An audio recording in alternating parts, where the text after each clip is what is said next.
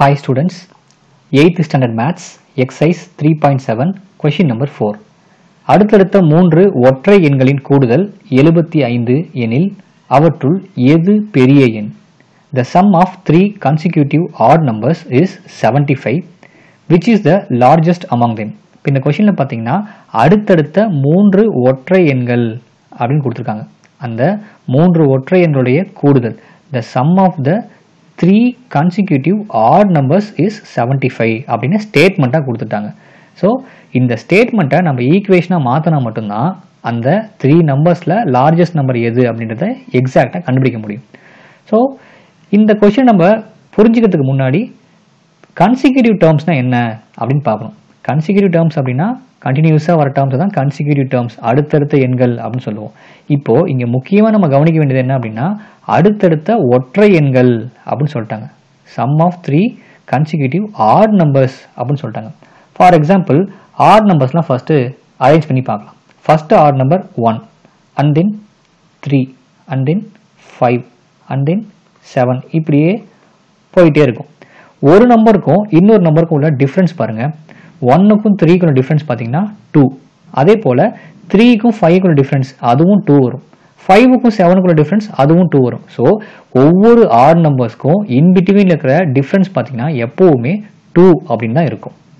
இப்போது இந்த கொஷினில் 3 கன்சிக்யூட்டிவ் ஆட் நம்பர்ஸ் இருக்குது, அதாவது தொடர்ச்சியான 3 ஒற்றை எண்கள் இருக்குது. அந்த 3 ஒற்றை எண்கள் எதுன்னு நமக்கு தெரியாது.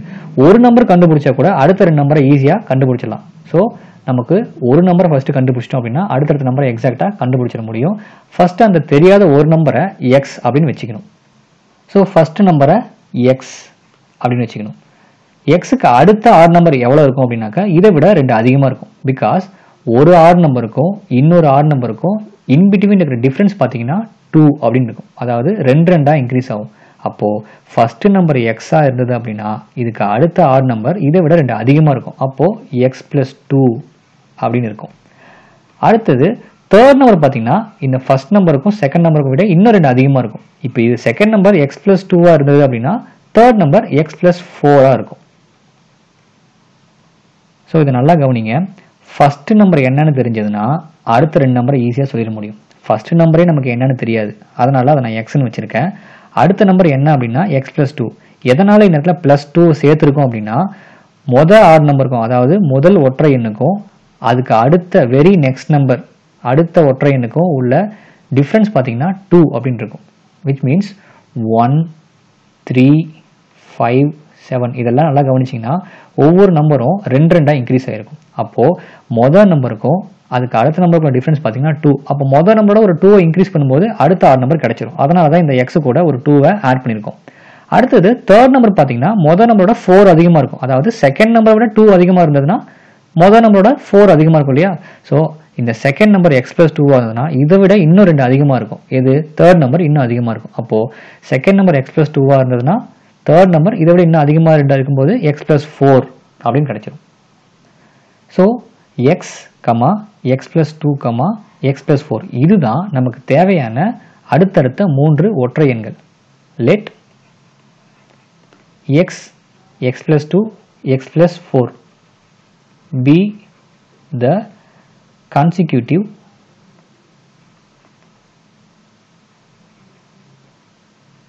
odd numbers.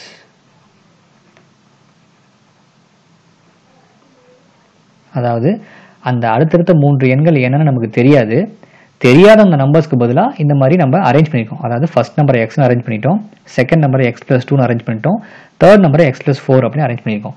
இப்போது இதில் நமக்கு எக்ஸோட வேல்யூ மட்டும் தெரிஞ்சால் போதும், அந்த 3 நம்பர்ஸ் என்ன பண்ணிடலாம், ஈஸியாக கண்டுபிடிச்சிடலாம்.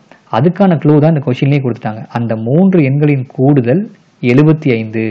The sum of the 3 consecutive odd numbers is 75 அப்படின்னு கொடுத்துட்டாங்க. அதாவது இந்த 3 நம்பர்ஸை ஆட் பண்ணோம்னா அது எதுக்கு ஈக்குவலாக இருக்கும் அப்படின்னா 75க்கு ஈக்குவலாக இருக்கும் அப்படின்னு சொல்கிறாங்க. Since the sum is equal to 75 அப்படின்னு கொடுத்துட்டாங்க. சம் அப்படின்னா அது எல்லாத்தையும் ஆட் பண்ணும். So first number X plus second number X plus 2 plus third number X plus 4 இந்த 3 நம்பர்ஸை ஆட் பண்ணோம் அப்படின்னா அது எதுக்கு ஈக்குவலாக இருக்கும் அப்படின்னா அது 75க்கு ஈக்குவலாக இருக்கும் அப்படின்னு இந்த கொஷின்லேயே சொல்லிட்டாங்க. இப்போ இதுல இருந்து நம்ம எக்ஸோட வேல்யூ ஈஸியாக கண்டுபிடிச்சிடலாம். இப்போ இங்கே பார்த்தீங்கன்னா இங்கே ஒரு எக்ஸ் இருக்குது, இங்கே ஒரு எக்ஸ் இருக்குது, இங்கே ஒரு எக்ஸ் இருக்குது. So X plus X plus X 3 times இருக்கனால 3x. தென் கான்ஸ்டன்ட் டேர்ம் பார்த்தீங்கன்னா இங்கே ஒரு +2 இருக்குது, இங்கே ஒரு +4 இருக்குது. 2 + 4 6. ஸோ +6 அப்படின்னு எடுத்துக்கலாம். Equal to 75. இப்போ இந்த லாஸ்ட் ஸ்டெப் நல்லா கவனிச்சிங்கன்னா ஒரு லீனியர் ஈக்குவேஷன் நமக்கு கிடைச்சிருக்கும். அதாவது ஒரு நேரிய சமன்பாடு, ஒருபடி சமன்பாடு நமக்கு கிடைச்சிருக்கும். இந்த ஒருபடி சமன்பாட்டிலிருந்து நமக்கு எக்ஸோட வேல்யூ இருந்ததுனாவே போதும். எக்ஸோட வேல்யூ கண்டுபிடிச்சினாவே நமக்கு ஆல்மோஸ்ட் ஆன்சர் கம்ப்ளீட் பண்ணிடலாம். இப்போ நமக்கு எக்ஸோட வேல்யூ வேணும் அப்படின்னா, அதாவது இதோடைய தீர்வு சொல்யூஷனை கண்டுபிடிக்கணும் அப்படின்னா எக்ஸோட வேல்யூ வேணும். இந்த எக்ஸோட வேல்யூவை கண்டுபிடிக்கணும் அப்படின்னா இந்த எக்ஸை தவிர இதுக்கு பக்கத்தில் வேற எந்த நம்பரும் இருக்கக்கூடாது. இதுக்கு பக்கத்தில் பார்த்தீங்கன்னா ஒரு 3 இருக்குது, இங்கே ஒரு 6 இருக்குது. ஸோ ரெண்டையுமே ஆப்போசிட் சைடு மூவ் பண்ணுவோம். ஃபஸ்ட்டு எது மூவ் ஆகும் அப்படின்னா கான்ஸ்டன்ட் டேர்ம் தான் ஃபஸ்ட்டு மூவ் ஆகும். இங்கே கான்ஸ்டன்ட் டேர்ம் 6. ஸோ இந்த 6 ஃபஸ்ட்டு மூவ் ஆகிடும். இந்த 6 இங்கே ப்ளஸ்ஸாக இருக்குது, இந்த பக்கம் வரும்போது மைனஸாக மாறிடும். ஸோ இங்கே ரிமைனிங் பார்த்தீங்கன்னா ஒரு 3x இருக்கும்.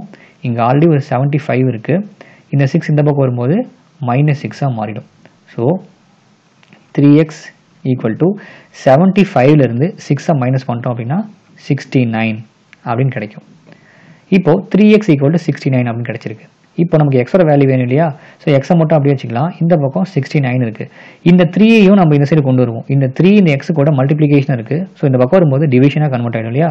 So divide by 3.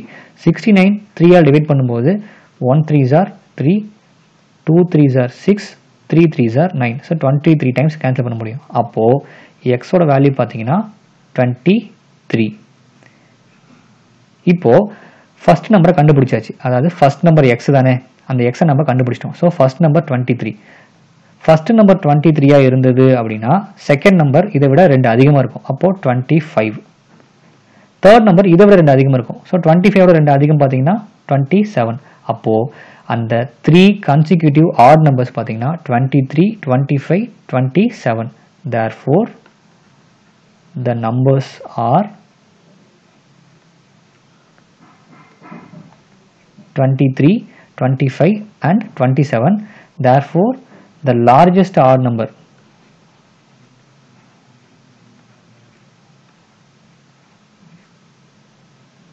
is 27. This is the answer. That's all.